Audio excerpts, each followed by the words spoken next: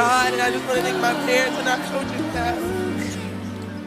The first pick in the 2018 WNBA draft, the Las Vegas Aces select A'ja Wilson from the University of South Carolina.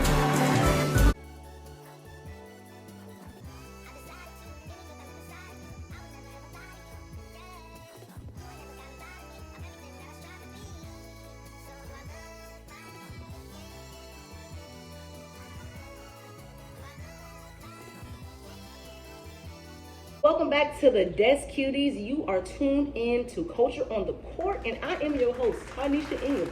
And this is a safe place where we gonna get to the nitty gritty, okay? We didn't pass all the noise, all the hype, the overhyped stuff. We ain't even talking about that. We are talking about the grit behind women's hoops, okay? And after my last video, Culture on the Court, I did my legendary Maya Moore, and I got a lot of comments, I got a lot of DMs. I'll pop some of them up, saying that A'ja Wilson is the GOAT. Now, if you didn't watch my last video, I told you we talking about A'ja Wilson today. We talking about the centerpiece of the Los Angeles Aces. We're talking about somebody that is half the stories that we can talk about today. I bet you didn't even know that. I bet you didn't even know she was benched when she was in high school. She didn't really get to be a superstar that she is now until she collectively said, oh my goodness, I gotta do what's best for me. And guess what she did? Guess what she did? She went to Dawn. She went to Dawn. Dawn made her very unapologetic, made her a very strong black woman who played sports. Let's just talk about it.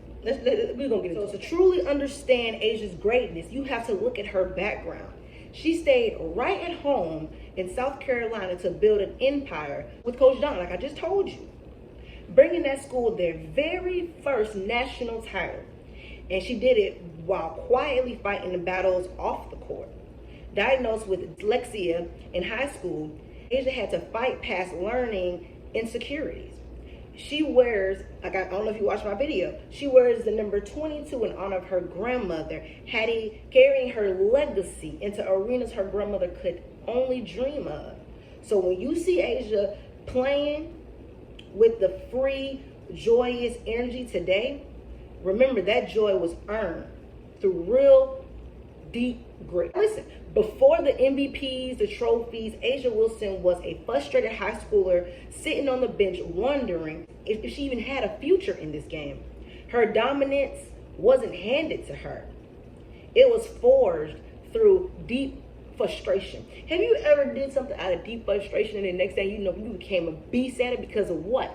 Some of us, frustration, like some things can frustrate us and that'll push us to go a little bit harder. So let's keep going. When A'ja was the #1 recruit in the country, she was deeply stressed out making a college decision. Coach Dawn Staley did something legendary that I bet your casual fans don't even know. Instead of calling her consistently or flooding her like a typical recruiter, Coach Staley, she sent A'ja a handwritten letter. The letter didn't promise her championships or playing time. It simply said, I want to help you become the woman you are destined to be. That focus on her identity, not just her points, is why she stayed in South Carolina. So when you look at her journey from being a bench kid to battling dyslexia in the classroom to learning how to stand tall with Dawn, you realize her off-the-court freedom isn't a marketing stunt. It was earned in the trenches. We got recruiters nowadays that's just all they see is the points and all of that. And sometimes that's good, but some people don't even know how far you can help somebody when you just see them for them. And I'm so glad that Coach Dawn saw A'ja for A'ja. And now we have the mother freaking Goatiana of basketball, WNBA right now. Like, her legacy did not start when she got drafted. It started in high school. It started when she was benched and not knowing, is this really something that I want to do? So imagine if she would allow that enemy in her head to win because she was always being benched. We wouldn't have no A'ja Wilson right now. Coach Dawn saw something in her Come on. Imagine that's what makes the best coaches, the best, I think, leaders, is people that see something in you that you don't even see in yourself. And that is why we got the GOAT that we have today. It's because somebody saw her when she didn't even see herself. Thank you, Coach. And let's get back to it. And since she went #1 overall to Las Vegas Aces in 2018, the numbers she has put up are historic. Like 45 points, 30 points in the game. Who you know? Who you know? Okay, we aren't just talking about a good player. We are talking about an absolute wrecking ball. Personal connection that Coach Dawn showed her personally, that will make you say, everybody else is interested in me. I mean, UConn was interested in her. Every college you could think of that had a big athletic program was looking at her and wanted her. Coach Dawn said, I'm not going to look at the numbers because I'm not going to even promise you playing time. I'm not going to promise you championship. I'm going to promise you're going to be the best person you can be because that's who you're destined to be. And she saw something in her. And look what we got now. Okay, I'm getting too excited. It completely changed the college landscape and led them, did I tell you that it led them to their first NCAA national championship in 2017? She built a legacy so massive that there's literally a bronze statue of her standing outside of the arena in Columbia. Do y'all know that? Let me pull it up just in case you didn't know. I'm gonna show it to you right here. Like, do you see that? All right, man. She became a monument before she ever played a single minute in the WNBA. Now that is culture. That is some real culture. Drop the fire. That's the culture we're talking about. That's the kind of vibes we're talking about. Before you even got the name, before you even got all into the big league, you was already a monument. You was already something that everybody looked up to before you even stepped foot on the WNBA court. Yes, ma'am. That's our MVP, unapologetically. That's our MVP. Now let's get into the stats because you know this is my favorite part. So we got Asia. She is a two-time WNBA champion, two-time Defensive Player of the Year. She literally made history as a four-time regular season MVP. She became the first player in the league's history to ever average at least 20 points, 10 rebounds, 2 assists, 2 blocks in a single season. Right now, she is leading the entire league in scoring at over 25 points a game, shooting on insane percentages. Like, do you guys understand? Her 3-point average right now is almost 60%. Her 3-point shooting percentage is touching 60. Okay, now we're getting into the part that I know y'all probably don't want to hear, but I'm sick of y'all trying to compare her and Maya Moore. So now we're going to talk about it. People love to say, who's the GOAT? She's the GOAT. She's that. You got your own GOAT. Your GOAT and my GOAT ain't going to be the same GOAT. I'm sorry, but it's okay because people love to compare them flatly. But to me, trying to compare Maya Moore and Asia Wilson is like trying to compare Michael Jordan and LeBron James. Like, you're talking about two completely different decades, two completely different styles, and two different reasons why they dominate. Think about it. Maya Moore was the 2010s standard. She was that quiet, cold-blooded assassin on the wing who operated under that guarded, transitional superstar framework. She took the rings, took the hardware, and left a historical legacy. So we gotta also remember, she wasn't in the league as long. But I can bet you, if Maya Moore was in the league right now, like, they are two different players, and their why is so different. But I just don't feel like a comparison is necessary, only because it's literally two different eras. Like, okay, I'm sorry. But Asia Wilson, Asia represents the ultimate physical and cultural elevation of the 2020s. Her greatness isn't new. She entered the WNBA in 2018 and immediately went to work.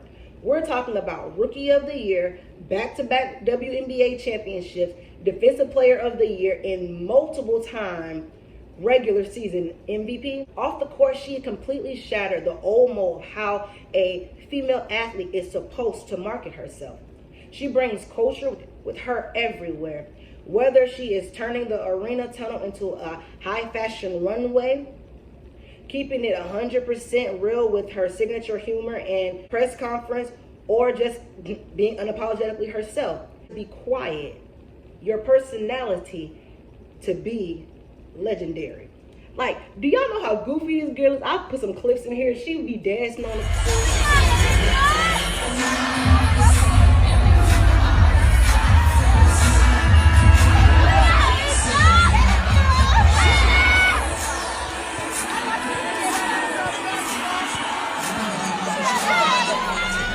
My wrist, I got time today.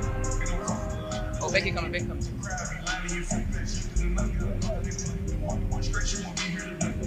Right.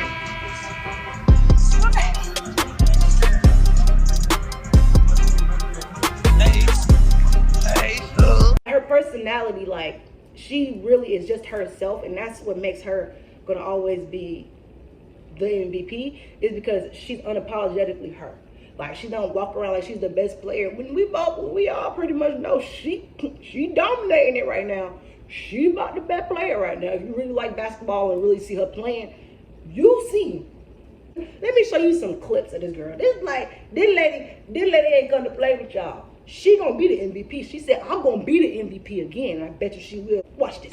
Watch this. Asia on the high post, hands it back off to Young. She resets the ball screen. Asia rolling. Young can't connect to her. 5 to shoot, flares a pass to Wilson. The MVP rises up. Yeah, this is what you go to when you don't have a true center on the floor guarding the best player in the world. Give it to her at the elbow. Young flips it to Wilson, and she gets her own rebound. She's not going to miss twice, and it's a three-point opportunity. Not much you can do about it here on the miss. Jumps up, gets a rebound, and count it. And feeling all the passion, all the fire.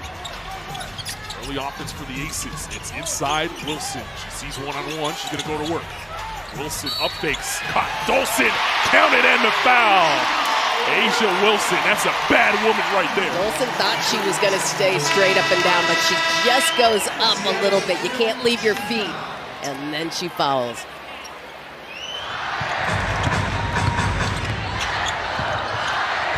Inkslow hits the cutting Gustafson. Wilson with the block. Young tracks it down. And it pops into the hands of Melissa Smith, who's wide open. And Wilson gobbles up that rebound. She now has a double-double. 29 and 10. The next bucket will be 6K.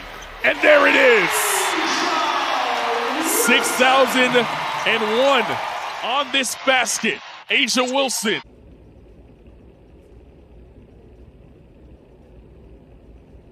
All right, so she plays with a loose, dominant joy. She isn't just playing tight and worried about critics. She runs the floor like a guard, anchors the point like a classic center. And right now, she is fighting for that MVP title like she's never won it before. That's what makes me love her so much. Like, she got so much heart for after what she's going. And then when she wins it, she cries like she don't know she's the GOAT. Like, y'all. So listen, it was this one game. She came through the tunnel with just sweatpants and a white shirt, some black sweatpants and a white shirt. I was like, nope. She ain't coming to play with y'all. She went straight beast mode. She activated beast mode. And guess what? That was the day she made 30 points the game. 30 points. Who you know? That's our MVP. Asia Wilson is competing against history. She ain't worried about no other player y'all trying to compare her to. She fighting against history. She said it's Asia against Asia right now. And that is what we need in life. We need to start worrying about everybody else, start worrying about us, because that's how you become an unapologetic MVP in your own life. We're going to settle this in the comments. Do you see the Jordan and LeBron era difference? Or do you think one flat out clears the other? Let me know below. And make sure you don't forget to subscribe and follow all my social medias, because You got Culture on the Court dropping every Monday at 7 o'clock where we break down the untold stories of the league. We got so much news coming up, y'all. So the night that they was doing their last Commissioner's Cup game, Asia's dropped 33 points, 11 rebounds, and 5 steals, and that was against the Phoenix. And now they are in the Commissioner's Cup. All because she came in there focused. She came in there activated. She came in there ready to go. There is nothing else to say about somebody that just proves themselves on and off the court. In press conferences, she shows her personality. On the sidelines, she shows her personality. On the court, she shows her personality. So what makes her always going to be different is she is unapologetically herself. You can't apologize for being who you are. If I'm goofy and just crazy and all the time just having a good time, that's just me. That's me. And that's why I love her, because she is so herself. Because people like me, I'm goofy like that. But then when you're around people that's like, okay, why are you always so goofy? It's just like, that's me. Sorry. Like my mama, goofy. But Asia is like showing me like, what? Quieting down or dummying down your personality or your persona just to make other people happy, you're going to always be unhappy. And I ain't trying to do that. I want to be happy, okay? So make sure you drop a like, a comment, or something. Let me know that you're enjoying this series, enjoying this show, Culture on the Court, for the girls, for the boys, whoever loves women's basketball and actually want the real culture behind it instead of that superficial noise, the hype, and all that. No, we're talking about some real deal grit, some real deal grind, some real deal. A'ja Wilson is the GOAT, MVP. Okay? Certain players that you see on that court, they leave everything they have on that court because that's what they love. And that's the difference. We're talking about the love of the game, the real love of the game, not just the hype of the game. The hype is cool. The hype goes viral. But we ain't talking about the hype. We're talking about the real cultural steps to being the best WNBA player there is. Like, she's literally making history right before our eyes, and we're witnessing a history maker. Literally. She's going to be the greatest player to ever play this game when it's all said and done. And don't miss it. A'ja Wilson's world, and everybody else is living in it. The call for that last one, what did you say in the huddle? Give the ball to A'ja and get out of the way.